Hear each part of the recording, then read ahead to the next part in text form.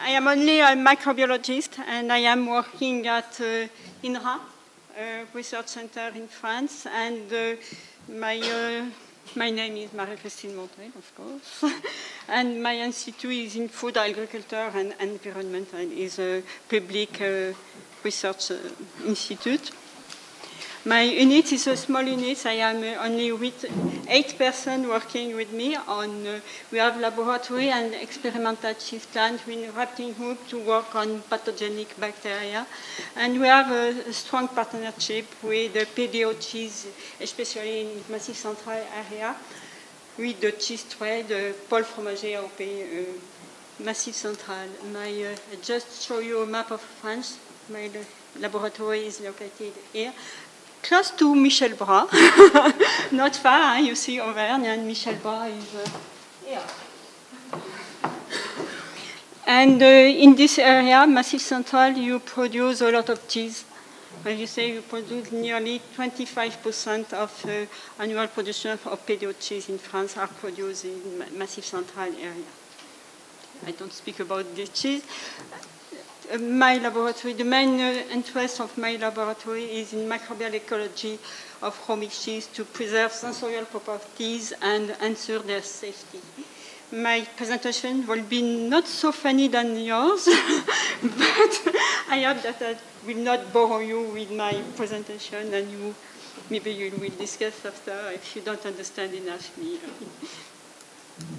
Today, to introduce my presentation, I will a very short story about traditional cheese, because traditional cheese is a very old story, more than 100 centuries. In the first curd, in the Fertile Crescent in Iraq, you produce the first cheese, and during a long time you produce cheese without question. You produce cheese, traditional cheese, and there is a revolution with the French people, Pasteur. Because Pasteur discovered the fermentation agents, and everything changed after Pasteur. Because the discovery of Pasteur, you have the rise of industrial products, and you discover the microorganisms, and you have the fear of microorganisms that develop. You are afraid by microorganisms. They are pathogens, they give hills, and in front of that, you manage by pasteurization, thermization, microfiltration. You want to eliminate microorganisms, but you need them, so you select only, I want this one, but I don't want this one. You select commercial production of limited number of microorganisms. There are not a lot of bacteria commercialized to make cheese, and for that, you exploit microbial diversity of traditional cheese. And today, to develop industrial cheese, you need the microbial diversity of traditional cheese. I think you have this in mind. And of course, Roman cheese make their own lives, and microorganisms are more considered as friends than enemies.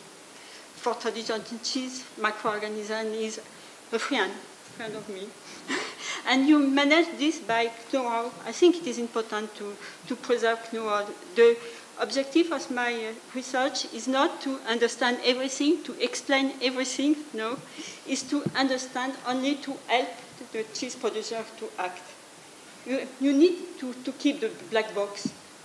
Yes, I think you need, because if you, like a recipe, I like your, because if you open too much the black box, we will develop the industrial products, but we will not preserve the traditional one. You understand?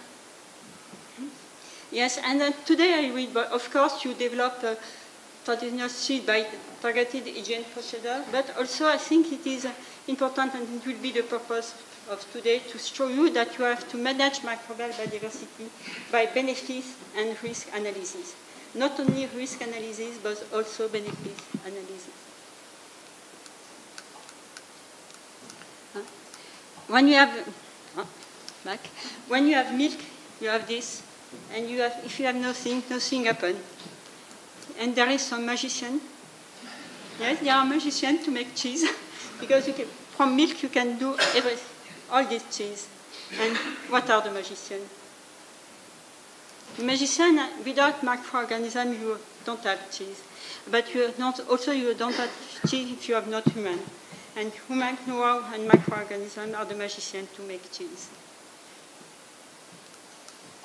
And of course, today I will present benefits analysis and why diversity, you have risk, but you have also benefits.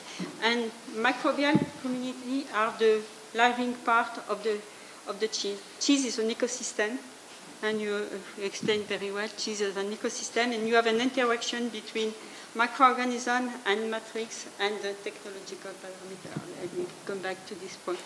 On this slide, you are summarize the risk and benefits of microbial community in terms of cheese quality. Of course, you can find pathogenic bacteria and the products will be not safe.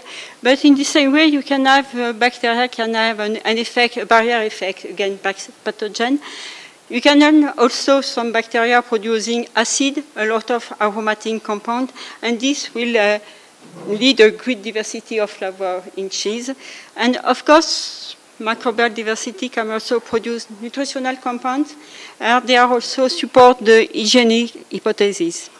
I can develop, and of course, microorganisms live in the products.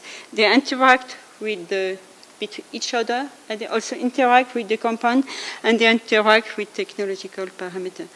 I can develop all these points today because I spent a lot of time. And for the cheese producer, you are faced with a challenge. You have a big challenge for a traditional one because you have to eliminate pathogenic bacteria to comply with the EC regulation and minimize the risk. But you have also to protect microbial community in milk during manufacturing and ripening to increase the benefits, gustatory pleasure, health, and barrier effect against pathogens. And I will try to explain. And you must challenge to overcome the benefits, to minimize the risk and increase the benefits. And today I will show you some example of barrier effect against pathogen, and because it is one of my study in my lab. The barrier effects of microbial dynamic against pathogen, there are several hurdles. I think most of you know this hurdle due to microbial life, decrease of pH, metabolic production, competition for growth substrates. These hurdles are depending on environmental conditions, temperature, hygrometry, oxygen. And these hurdles are more or less combined according to cheese technology and step of the process. I will show you some example. And the efficiency of this barrier depends on the pathogen. That is not the same for Listeria monocytogenes, Staphylococcus aureus, or E. coli. That is not the same barrier for these three pathogens. And I think an important point is microbial hurdle is not a bactericide effect. You understand? They don't kill the bacteria. They only limit their growth. And they have more bacteriostatic effect than bactericide effect. It is well known that microbial diversity is a barrier against Listeria monocytogenes. There is a lot of literature claiming that the cheese can auto-protect against Listeria, especially anti-Listeria property has been described in the literature for surface of red smear cheese, raw mixed cheese in Speleo Saint-Nectaire, or at the surface of Saint-Nectaire cheese is my model study, Saint-Nectaire cheese. It is produced in Massif Central area, and I will develop these two examples now. And to select of microbial ecosystem having anti-Listeria activity, you develop not a classical method to select bacteria in collection. You have a collection of bacteria and you try to select organism having one property, for example, anti-Listeria activity. Our methodology is more to observe the cheese producer and to select milk or cheese to select natural products and to test them on experimental cheese to analyze if they are inhibitory or not. If they are inhibitory, you identify the microbial population and the microbial part of the ecosystem. You test simplified microbial consortia in experimental cheese, and then you can advise producer for milk production or cheese ripening, and you can also propose anti-listeria consortia. But by this strategy, you have consortium adapted to the cheese, and they are, and you take into account the microbial interaction between the bacteria. And I will show you the two examples, one on microbial consortia from raw milk from Saint-Nectaire area, and the other one is from the surface of Saint-Nectaire, farm Saint-Nectaire cheese. In the first example, you have prepared non-cooked cheese with pasteurized, with raw milk collected in different farms in Saint-Nectaire area, and you can show, sorry for the, and you can show here, here you have an inhibition with this cheese, with this raw milk, you have an inhibition of Listeria monocytogenes. With this milk, you have in blue, you have no inhibition of Listeria monocytogenes. And we will study this one because we think that it's interesting to isolate anti-Listeria consortia with this kind of raw milk cheese. And for that, we analyze the cheese and this raw milk. And as you can see on this slide, you have a high microbial diversity in a raw milk cheese with anti-Listeria properties because you have many lactic acid bacteria, gram-positive bacteria, very classic one, Lactobacillus casei, Leuconostoc, Lactococcus. You have gram-positive bacteria, non-lactic acid bacteria, gram-negative bacteria, and yeast. And you try to understand what is responsible of the inhibition. And for that, you have classified is it possible to reconstitute consortia with the same anti-Listeria properties than on the complex raw milk? And for that, you prepare pasteurized Saint-Nectaire cheese with more or less complex consortia. In the first one, we have all the bacteria. In the second one, you omit. Yes, it's this. You omit one group lactic acid bacteria. In another one, you omit yeast, and you omit to be only one group lactic acid bacteria or yeast or non-lactic acid bacteria. You understand? Yes, it's more or less complex, and you see the development of. You look at the development of Listeria monocytogenes in the core of Saint-Nectaire cheese at 28 days, you can see that you have a good growth of Listeria monocytogenes when you have only Staphylococcus thermophilus. Without lactic acid bacteria in the consortium, you have a good growth. And you have also you have a low level of Listeria monocytogenes in cheese prepared with the consortium associating lactic acid bacteria and non-lactic acid bacteria. This one here is really the same as this one. This one is not so good. So you try to simplify again the second one. And you have a 7th strain of lactic acid bacteria, 7th strain of Gram-plus catalase positive bacteria, and you test the acid production and citrate metabolism of this strain, and you select 3 strains of lactic acid bacteria, Lactobacillus plantarum, Citron, and Pseudomonas, Leuconostoc pseudomesenterotides, and 2 strains of Gram-plus catalase positive bacteria, which has more than 31 bacterial consortia in model curd or non-cooked spread cheese. It is important to test the consortia in cheese, not only in laboratory medium. And I will show you here.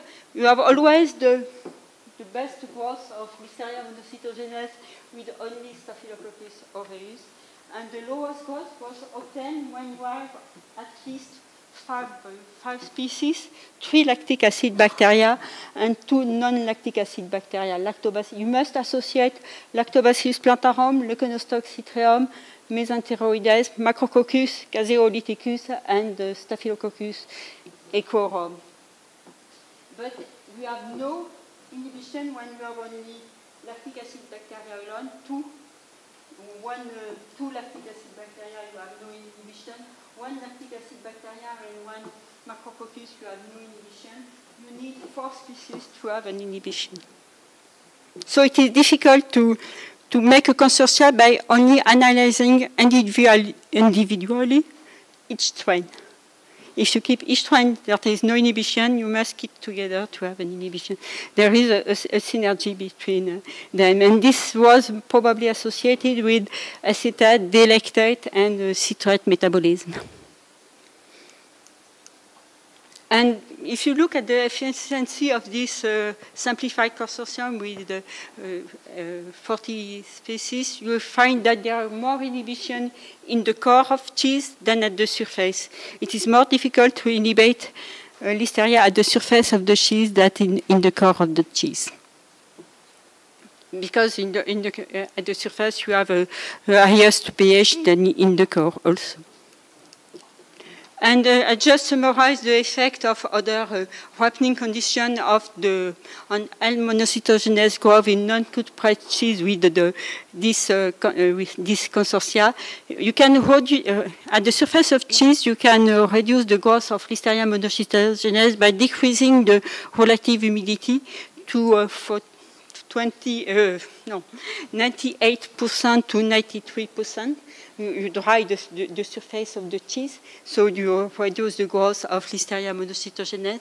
More interestingly, when you are without the anti-Listeria consortium, you have a higher growth of Listeria monocytogenes at 13 degrees than at 9 degrees. But with the anti-Listeria consortium, at the beginning of the ripening, the growth of Listeria monocytogenes was lower at 13 degrees than at 9 degrees. This may be due because you have an interaction between the temperature and the composition of the consortium. You have a lactobacillus in the consortium. They grow very well at 30 degrees. They produce, probably they produce acid, and then they inhibit Listeria monocytogenes. So it is important to consider the interaction between technological parameters and the composition of the microbial community. Of course, this consortia have no negative effect on the sensorial quality of Saint-Nectaire cheese, but nevertheless, the quality of the cheese was quite different. But even if you have promising results were obtained in Saint-Nectaire and naturally contaminated Saint-Nectaire and Cantal cheese, the efficiency of this antagonist trait may be tested in different cheese technology. I will not propose to a cheesemaker that is the universal recipe to have no Listeria in your cheese. You have to taste each consortium with your cheese. This worked very well, but it was isolated from Saint-Nectaire. Maybe I think I spent a lot of time. Yes. You make nearly the same experiment, but you prepare pasteurized cheese with pasteurized cheese. Yes. And you spread the surface of this cheese with only penicillium, or you spread it with the rind of a raw milk Saint-Nectaire cheese. You collect the surface of the cheese and you inoculate pasteurized cheese. And you can see with penicillium you have a good growth of Listeria monocytogenes. When you inoculate with a complex natural consortia from the rind of raw milk Saint-Nectaire cheese, you reduce the growth. But you taste a lot of cheese like this from Saint-Nectaire area, and I will show you that it is not always like this. Not all the rind of Saint-Nectaire are inhibitory. You can have some good inhibition with this rind, but with some rind you have not at all inhibition. And you have a great diversity of anti-Listeria activity was observed, but there are no link with pH value. pH value was between 5.9 and 8.4. But you have no relationship because you have not a high pH with high growth of Listeria. You can have a low pH and good growth of Listeria. Then the link is more with the composition of the community of this Saint-Nectaire cheese. In the same way, you identify the most inhibitory one, the first one, and we find a great diversity at the surface of the cheese, and you find lactic acid bacteria, less than in the core, and gram-positive non-lactic acid bacteria, gram-negative, and yeast. And in the same way, I will simplify, we try to simplify this consortium. by only, we have tested a natural consortium from rinse and nectar, and you can freeze this rinse and use during several years. And you have control with only penicillium, and you have tested different reconstituted consortia by, well, we have a consortium in all colony of natural consortia growing on a laboratory media. You collect all the colony, and it is the consortium. Like a recipe, you collect all, and you see have colony growing. You have collected all the colony growing on different media for lactic acid bacteria, for rafting bacteria, and you have also tested different consortia by associating several strains of the 18 bacteria specially identified. And when you look at the result, you can see that the best consortia was obtained with the natural consortium. And you have kept them at moins 20, comment on dit, moins 20, non, à moins 20 degrés, at minus 20. And this one is the best one when you have collected bacteria at the surface of medium, and this one is the worst, is with only penicillium. And when we have associated more than 52 strains, and you don't succeed to have the same inhibition that a natural consortium. Something is missing. And I will summarize because I have no time. But the characteristic of this antagonist consortia, the natural complex one is a good balance between yeast and bacteria through all ripening. You have a high bacterial diversity on the root of the cheese. The other one that is not too bad, with the low growth of Listeria monocytogenes, is associated with a good growth of non-frequent lactic acid bacteria.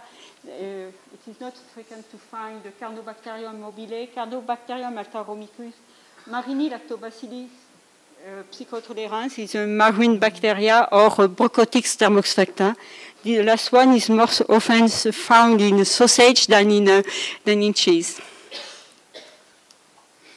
But in conclusion, I think my main message is that microbial diversity must be preserved because it can contribute to control Listeria monocytogenes.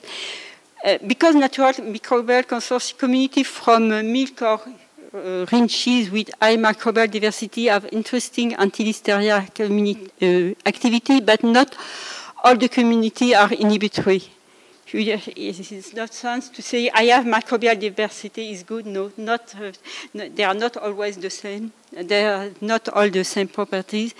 And because it can be exploited, it is important to keep this, to preserve this microbial diversity, because you can exploit them to define simplified consortium with anti-Listeria property or maybe aromatic properties also. You can use the same methodology, and you have a good efficiencies with a simplified consortium of composed of 3 species of lactic acid bacteria and 2 species of ripening bacteria. And it's also important to preserve microbial biodiversity, because at the surface of the cheese it is more complicated to define simplified consortium with anti-Listeria property. So it is important to have a natural one. But I say at the beginning that microbial diversity is not the same according to the pathogen, not the same effect against pathogen according to the pathogen. And you have microbial diversity is less effective to control Staphylococcus and E. coli producing Shiga toxin. These 2 pathogens reach their maximum level during the first hour of the process, and after they decrease whatever the microbial diversity, you don't observe the same behavior than for Listeria. Nevertheless, you have selected some strain able to inhibit Listeria monocytogenes. No, not Staphylococcus aureus. We have a strain of Lactococcus garnier that can reduce from 2 logs the population of Staphylococcus aureus in the core of the Saint-Nectaire cheese during the first 6 hours. You have also isolated gram-negative bacteria. It's not always so negative than that, because you have an Aphthia alvei strain. They can reduce from 2 logs the E. coli population during the first 20 hours of the process. And you have also a ripening consortium, we can reduce the level of E. coli.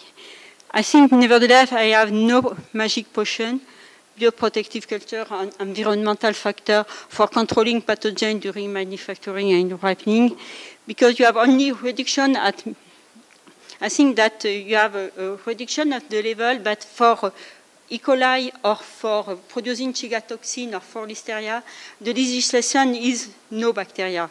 So even if you reduce the number, if they are still present, you don't comply with the regulation. And I think that the best strategy is to control pathogen at milk production. And like you say in French, it is not when the wolf is in the sheep row that we need to close the door. You understand? That is the first part of my presentation. The second part will deal, I will repeat some points at milk production. I think that is the, yes. And my conclusion, but I think that Catherine Donnelly or Kim Jordan will speak about the safe products, the safe cheese. And to conclude, I think that the cheese, in fact, are safe. My main, I tried to collect some information about the prevalence of pathogen during this period by two publications from European Food Safety Authority and Custa et al. And I found some interesting results about pasteurized, of soft and semi-soft cheese made with pasteurized cow milk, because we have 5.2% of contamination with pasteurized milk. And when we have soft and semi-soft cheese made with raw cow milk or low ET treatment, we have only 2% of contamination. So you have less contamination in raw milk than in pasteurized milk. And that is not the same for hard cheese, because you have more contamination with pasteurized milk for hard cheese than for raw milk. You have 1.9% for pasteurized milk with hard cheese and 4%. But of course, you have also a low contamination by salmonella, but you have great variation. You have also low contamination by enterotoxin staphylococcus. Staphylococcus is only the pathogen because it produces enterotoxin, and you have only 3.7% of cheese contaminated with staphylococcus, enterotoxin staphylococcus. For steak, for E. coli, you have a contamination of cow milk under 1.8%, and cheese made with cow milk was under 1.3%. And you also found serotype, other serotype in cow milk. The second part of my presentation will be on the management of microbial biodiversity at milk production, because as I say, I think that for traditional cheese it is important to control milk production. I think that is a key point in the... I think it is important to manage microbial diversity, because I think more than 70% of microbial species found in the core of the return the cheese are also found in milk. I think milk is an important source of microbial biodiversity. Even if you find a great diversity on the rind, mainly on the rind, you find also this diversity on milk. So it is important to manage at milk production level. And also, like I said before, it is important to manage because you have to eliminate pathogenic bacteria at the production. I think after, even if you make the farmine, pompier, farmine during the cheese process, but I think it's not a good strategy. I think it's better to eliminate at the beginning. And now I will try to explain the new strategy in France. I think it's my point of view, but we can share not this point of view. We will discuss later. During a long time, the classical strategy to answer the microbial quality of milk was guided by absence of pathogen and low total bacterial count. And in France, and I think it is when I discussed last day with Matteo, he said it's the same everywhere. You have a big payment according to low bacterial count. You must have low bacterial count and no pathogen in your milk. This was this drives some application of hygienic practice, milking practice, refrigeration, which aim only at eliminating pathogen without enough considering that some other microbial population can be useful. You drive the technician in that milk production say no pathogen, low bacterial count is enough. You have good milk. I think it's not so simple. And for that, you have many tools to track pathogen and to identify their source of contamination. I think maybe we will have some presentation on this subject. Now you know the source of contamination by pathogen. But for that, you also adapt some HACCP procedure to each state of the manufacturing and at the milk production. But this is not well perceived by the French producer, and it is difficult to settle. It was very useful to form the producer and the cheesemaker to control pathogen, but it's not so easy to understand. After that, you need some useful bacteria. You have also applied good agricultural practice with by improvement of litter management, animal feeding, milking machine, teeth disinfection, and better surveillance of animal disease. And in France, we have a complaint with this strategy because the cheese producers consider that their milk are dead.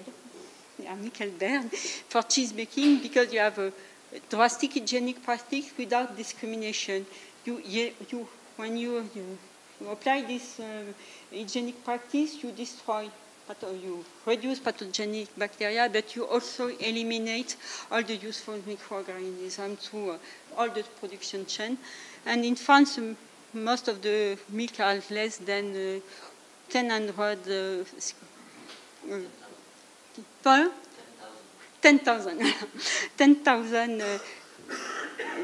coliform units by ml. And the complaint of the cheese producer is that you lose more and more sensorial typicity in our cheese. You have not the chances than 20 years ago. I don't know, but that is their complaint. And the scientists are interrogative because you don't know if that's the reduction of biodiversity is the best solution to fight against pathogen. You think that such management has reached its limit to prevent and eliminate pathogen because we find some contamination by E. coli or Salmonella in France. You have a with very low total bacterial count, with very good hygiene in the farm, and nevertheless we find pathogen. So you wonder if it is the best strategy to reduce the bacterial count. So you have now you develop an innovative. I think it is an innovative strategy. I don't know. Maybe it's a classic one. Is to manage microbial biodiversity at milk production by two guidelines: elimination of pathogen, always by keeping in mind that hygiene is also the principle and a practice designed to preserve and improve health. It's not to destroy all the bacteria, all the microbes. It's not to destroy the harmful one. And I think that farm and cheese plants are not hospitals. You are not the same hygienic practice in a farm and in a wrapping room than in an hospital. And sometimes you forget this when you have classical management. And the second guideline is to save and promote all microbial population of stress for cheese making to benefit of their potential for aromatic, antagonist against pathogen, as also to reinforce the link, it's true for portfolio cheese, between the terroir and the cheese. Maybe I will, most of you can know that, I don't know how to define microbial quality of milk. Microbial quality of milk, I think that will be defined in terms of level of main functional group and balance between this functional group. I will show you some example of this. The functional group, of course, always comply with the ECO regulation and eliminate pathogen. And after discussion between scientists and cheese makers, you agree to classify microorganisms as follows. Lactic acid bacteria, useful for acidification, pathogen inhibition, flower. Ripening bacteria, in the first part of my presentation, I speak about gram-positive non-lactic acid bacteria. Ripening bacteria is important for flavor, color, read aspect. You name this ripening bacteria because these bacteria develop during ripening on the rind and the cheese. I will show you. And after yeast is also important for flavor and read aspect. Gram-negative bacteria are also important. Some are important for flavor positive effect. And you find also some antagonist strain against E. coli. You have mold for inhibition pathogen or flavor read aspect. And if you look at the level of the in cow milk and in goat milk, you find that the dominant population in farm milk are ripening bacteria, Staphylococcus and coroniform bacteria. The lactic acid bacteria are less dominant in farm milk and gram-negative also, and yeast and mold, and generally you have a very low level in mold in cow milk cheese and also in goat milk. In goat milk, you are distinguished from cow milk by a higher level in lactic acid bacteria. And for that, you have defined a new tool for the cheese producer. You have decided to define a relative index and to calculate the ratio between lactic acid bacteria, ripening bacteria, gram-negative bacteria, yeast, and mold. Here you have 5 different milk. All these milk are nearly the same total bacterial count, around 15,000. I don't like numbering. And if you can see, this one is quite different from this one.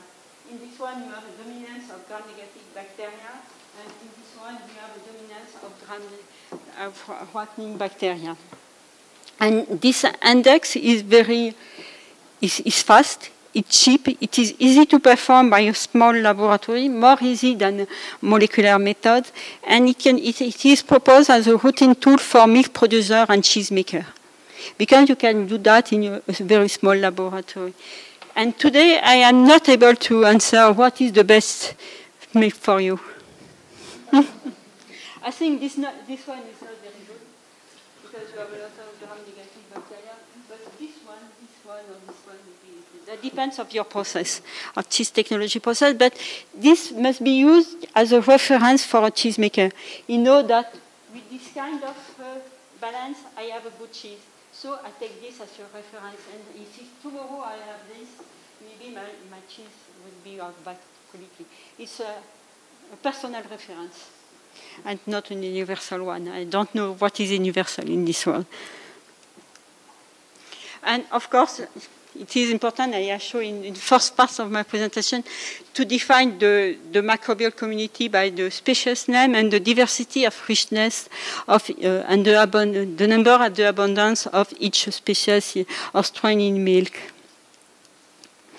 When you are microbiologist, you speak Latin, you say, when you describe microbial community. And when I look at the literature, I find that there are more than 68 genera in milk or cheese, and more than 250 species in milk. In yeast, you have more than today. You have more than 41 species. Every day, some more species are described. In milk, you are more than 40 species. And if you look, you have this.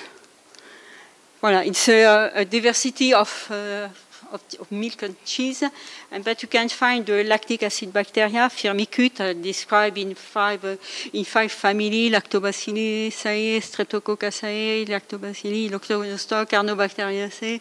You have ripening bacteria, Micrococcinae, Corynebacterium, Actinobacterium, that is, and of course, an important group of ripening bacteria is Staphylococcus.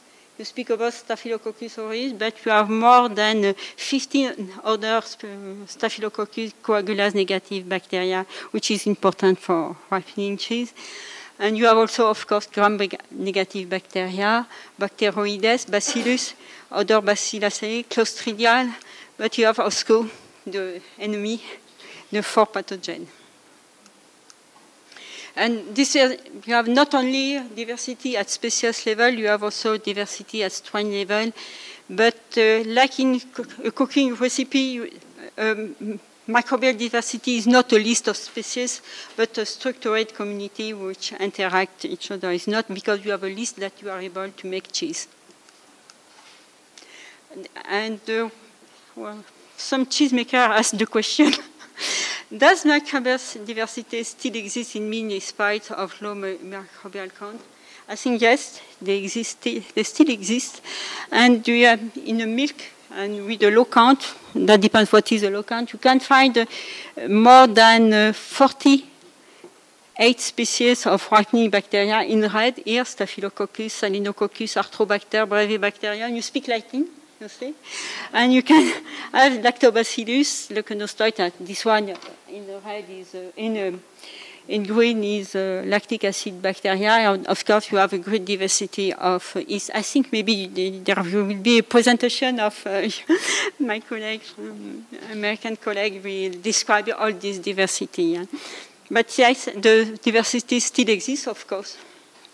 But I think it is also important, like for the main group, to describe the level of this each species. But it's not a routine tool. You can propose to quantify each species every day is not easy. To quantify each group is easier. And of course, it is important to consider the intrinsic property of strain, but also the expression of metabolic activity of this strain. It is important for virulence factor of strain. What is the expression of their virulence factor in the cheese, but also it's also true for aromatic compound. And there is sometimes some gap between the result in laboratory medium and result in cheese. In cheese, you have some gap between them. So it is always important to test in cheese the property of strain. And Pasteur say, Claude Bernard is right.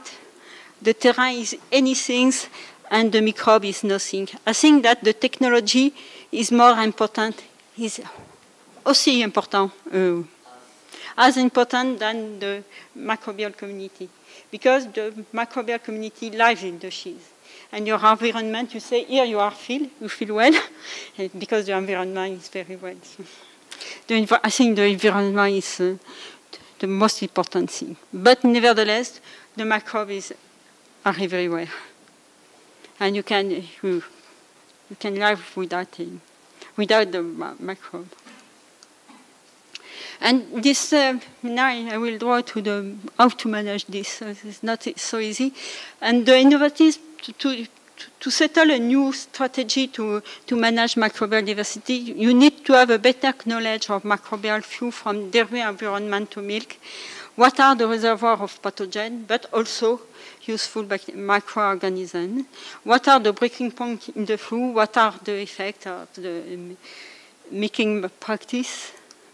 And today, you know a little bit what are the sources of microorganisms useful for cheese ripening.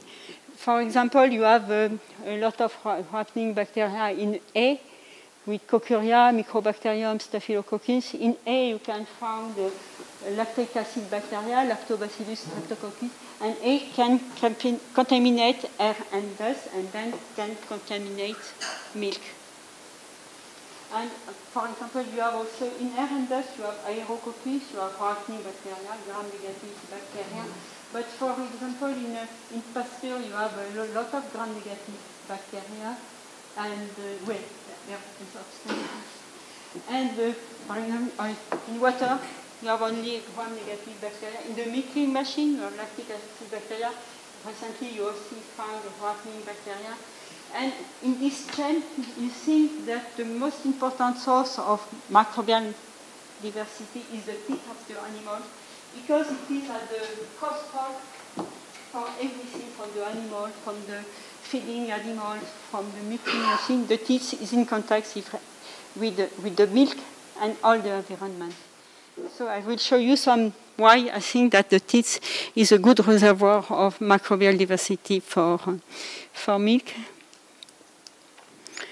teeth skin, because on teeth skin we can find a high level of ripening bacteria, more than 5 log by teeth. You can find bacteria. You can also find ripening bacteria, lactic acid bacteria. You find yeast, you find mold. And here is the number of species found on the teeth. You have more than 25 species of ripening bacteria.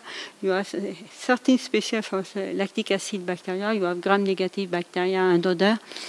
And the number of studies on this subject is very limited because there are only 2 French studies. Mine, one of this from a laboratory. And more than 80. We have 70 bacterial species, and more than 85% of the species detected on the teeth of the animal was also found in the milk.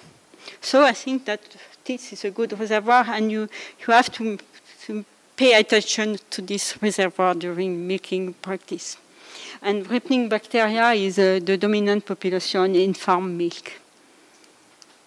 Just show you that when you have the animals in pasture or in the hay, you are not the same level of microbial biodiversity, and you have more diversity when the animals are in the pasture than when they are in the hay.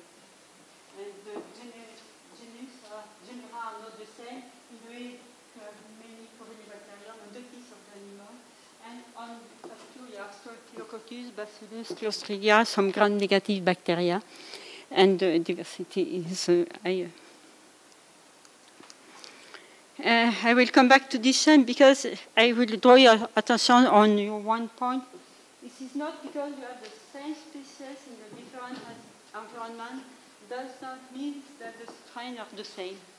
And it is important to perform analysis of species at the strain level by genomic method typing. And I will show you an example. We have tracked, my colleague from Poligny have tracked 4 species of Lactobacillus. There was here you had Lactobacillus curvatus, in yellow Paracasi, Paraplantarum, and Lactobacillus plantarum. This species was found. This strain is not species. This strain was found in milk, and we find this species, for example, Lactobacillus paracasi in egg, in milk, and the teeth, manchon, I don't translate purpose. And for example, you also found the Lactobacillus curvatus on the teeth of the animals, and the Lactobacillus plantarum in the egg, on the teeth, and not on the milk. So it is important to track not at a species level, but also at strain level.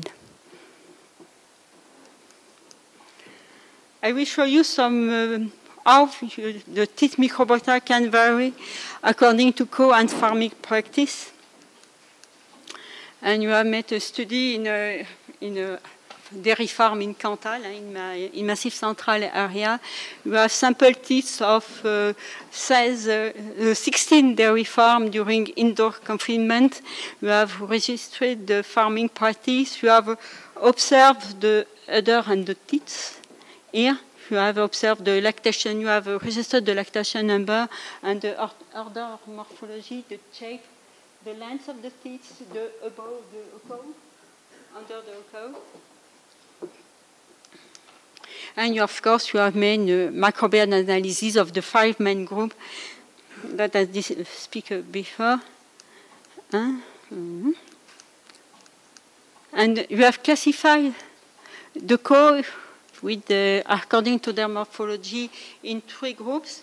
You have a co with the primipar co with the teeth above the rock, with short teeth and normal shape. The second group is less than 4 multipar lactation, teeth above the rock, teeth of normal height and shape, and the last one that is more than 4 lactation and teeth to oak and long and white teeth. And we look at the microbial flora. Here you have a low microbial level of bacteria. And when you have all the co, you have a highest microbial level. And it is also important that when we have young cow, they are more sensible to cleaning than the older one. And you have also classified the farm in according to housing system, feeding, litter, teeth cleaning in 5 groups. The first one is when you have feed the animal with hay, when the animals are in tie style with straw, with non-intensive cleaning. Our non-intensive cleaning is no washing or dry mop, not always post-dipping. The second one is where you have animal feed with silage. You have a freestyle with the straw. You have a moderate cleaning. And moderate cleaning is with quick washing with or without disinfectant soap, collecting swab clothes, little wiping and post-dipping. And the last group, the perfect one, no, I don't know, is with A, with the tie style without straw, with intensive cleaning, precise washing with pre-soaking products, individual swab cloth, whipping paper, post-dipping. And we associate this to microbial flora. And you find that the highest level in Enterococcus, happening bacteria, Staphylococcus coagulans negative bacteria in the first group with non-intensive cleaning and so on. We have the highest level of yeast and lactobacilli with silage. Maybe they come from silage, I don't know. And the last one, you have not a low level in all microbial groups except in mold. So you can orienter toward the teeth microflora according to the practice. And of course, we don't find on the teeth of the animal no Staphylococcus aureus, no Listeria, even in farm with like A, with non-intensive cleaning. And I will come back to this view because here you have milk. You have a continuum of microbial ecosystem to milk. Because you see you have the teeth and you have a lot of flora that come from the teeth and arrive in the milk. But you have also some breaking point, breaking practice can be a breaking point, but also milk transport, milk refrigeration, but also microbial community in the vat can come from cheese plants. And I think there is an exchange between the milk we arrive in the plant and after the plant will inoculate the milk. That is not in a simple way, it's a double way. And that is the same for the wrapping room because you have all the cheese and you have young cheese. Our cheese was made with milk. And I think that we found in the wrapping room a lot of bacteria coming from milk, but they have been at the surface. They develop at the rim, and after they colonize the wall, the shelves.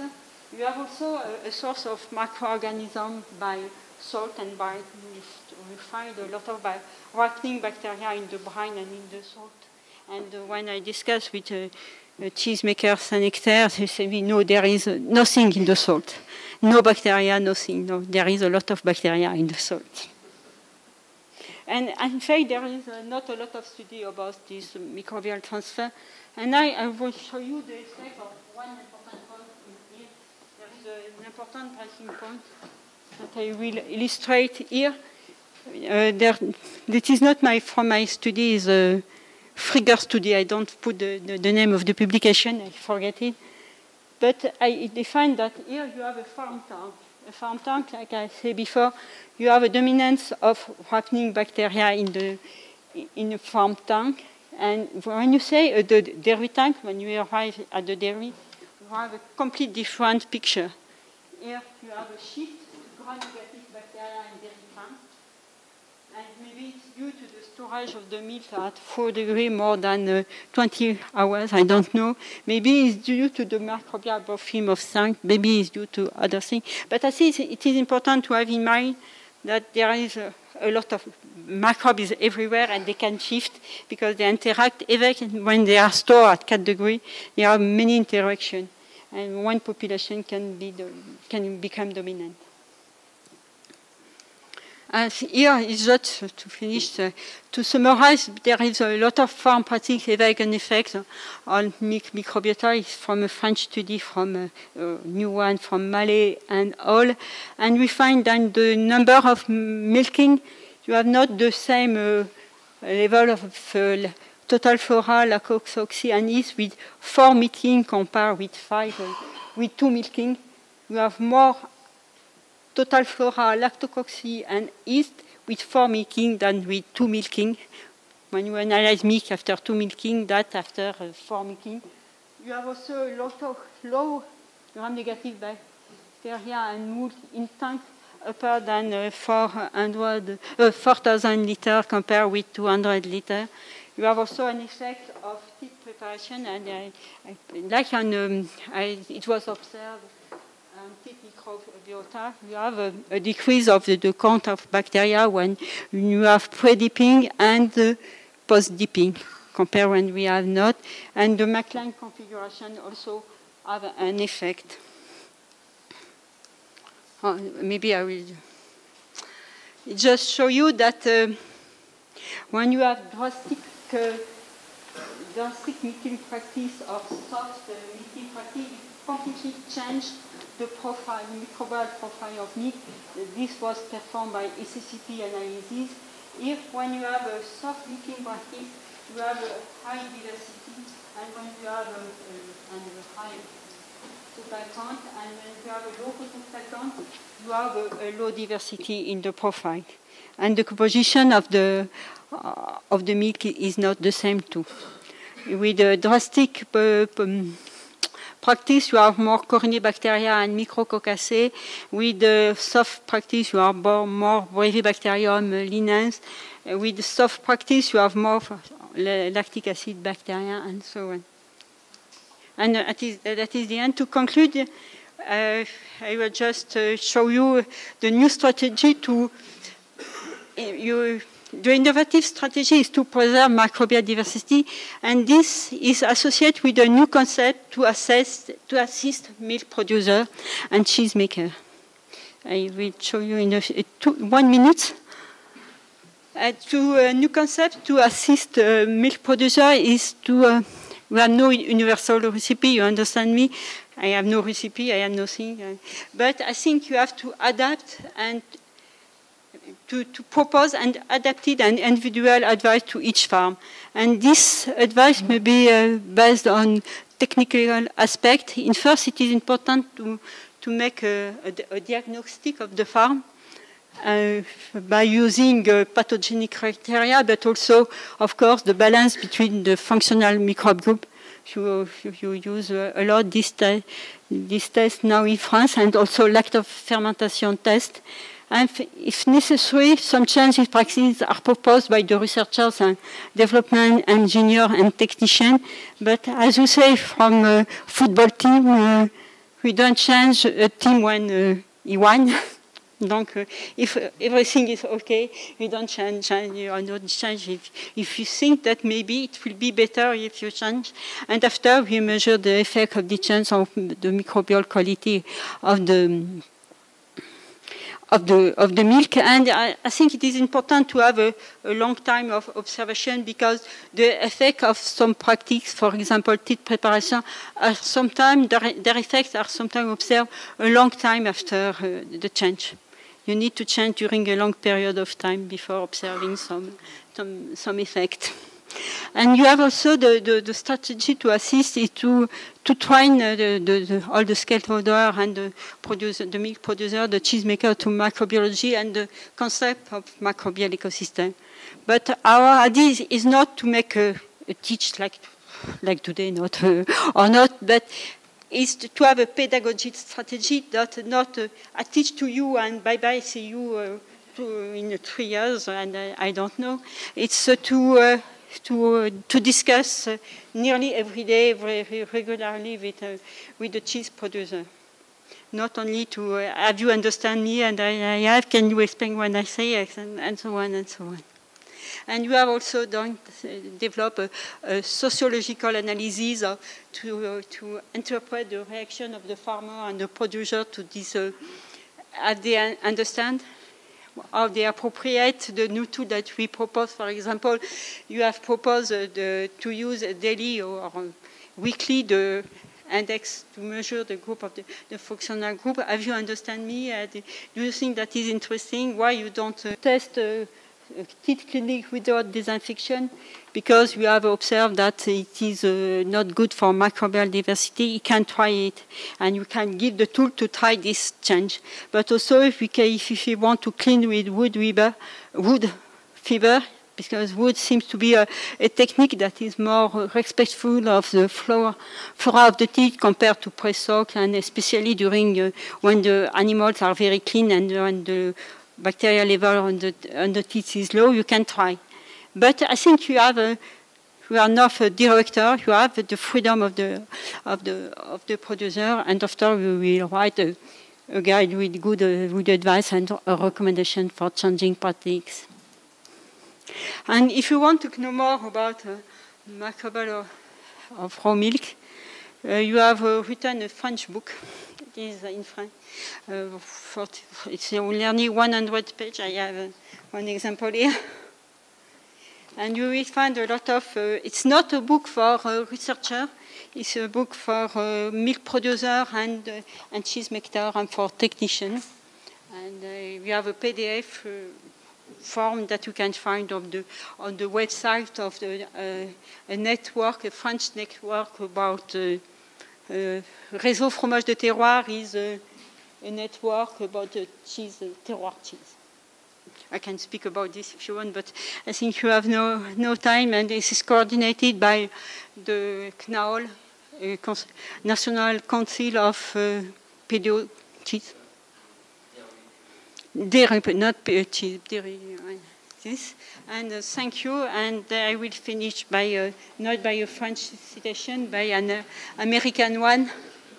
Tampering with fine edged raw meat cheese is like sharing.